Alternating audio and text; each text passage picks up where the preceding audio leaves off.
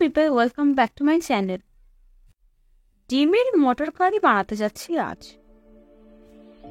ভীষণ ইজি একটা recipe, just simple কিছু মশলা দিয়ে একসাথে পেস্ট করে বানানো হয়ে যায় এই ডিমের মটর কারি। খেতেও হয় ভিন্ন স্বাদের আর ভীষণ টেস্টি, একেবারে আঙুল চেটে খাওয়ার মতো একটা রেসিপি। চলুন বানানো শুরু করা যায়। নিয়ে নিচ্ছি পেঁয়াজ, আদা, রসুন। ডিমগুলো সেদ্ধ করে খোসা ছাড়িয়ে নিয়েছি। আর দেব আলু। ডিমের মটর কারি সবাই তো আলু ছাড়াই বানায়, তবে আমি দিলাম। পরিবারের সবাই খাবে যখন, সবার দিকটা মাথায় রেখে আলু অ্যাড করব। এর পরবর্তীতে কড়াইতে তেল দিয়ে নুনগুলো দিয়ে আলুগুলো বাদামি করে ভেজে নেব।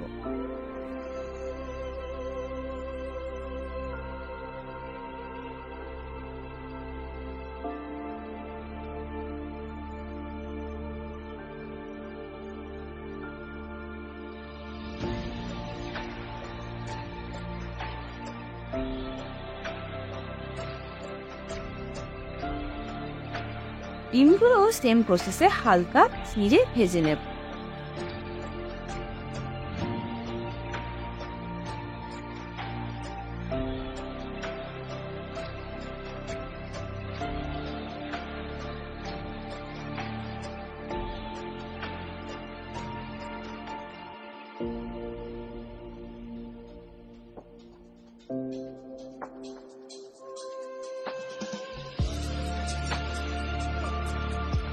এবার ওই তেলের মধ্যে দিয়ে দেব 200 গ্রাম মতো পেঁয়াজ, একটা লাল টমেটো আর একটা কাঁচা টমেটো।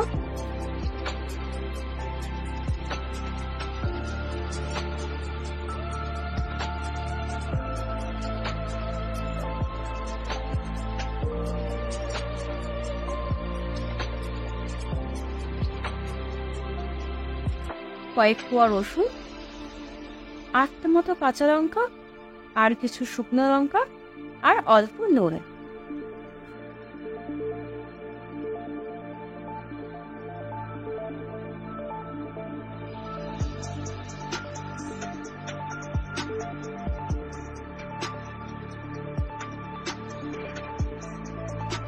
এই সব কিছুর সাথে ভালোভাবে সেদ্ধ হয়, তাই নুনটা অ্যাড করা হয়েছে।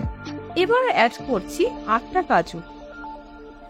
সবকিছু নরম হলে এবার এটাকে একটা ফাইন পেস্ট বানিয়ে নেব মিক্সিতে দিয়ে।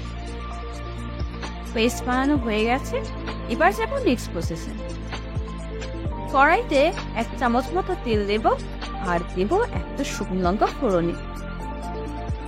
3টে এলাইচি আমি যোগ করছি। এবার দিয়ে দেবো এই পেস্টটা।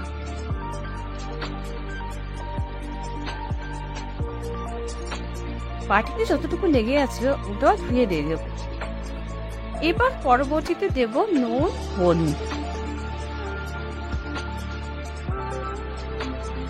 দেব কাশ্মীরি গুঁড়ো লঙ্কা 1 চামচ। পেস্ট শুকিয়ে আসলে হালকা জল দিয়ে পেস্টটাকে আরেকবার কষিয়ে নিতে হবে। এই সময় রান্নাটাকে মিডিয়াম ফ্লেমে রাখবেন।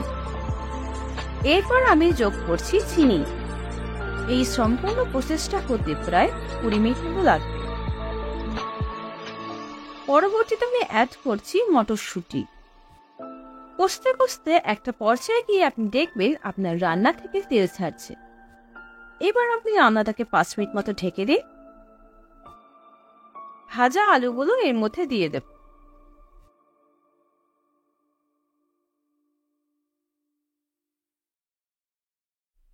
ডিমের মটর কারি তা মাখা মাখা হয়, এই জন্য পরিমাণ মতো জল দিতে হবে, যাতে খুব একটা ঝোল না হয়।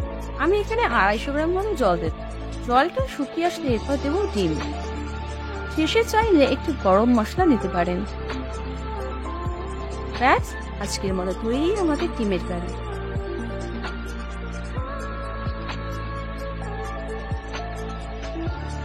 ডিমের মটর কারি গ্রেভি ঘন হবে, পাতলা করলে আপনি স্বাদ মোটেই পাবেন না। নামানোর আগে তেল, ঝাল, নুন, চিনি চেক করে নেবেন।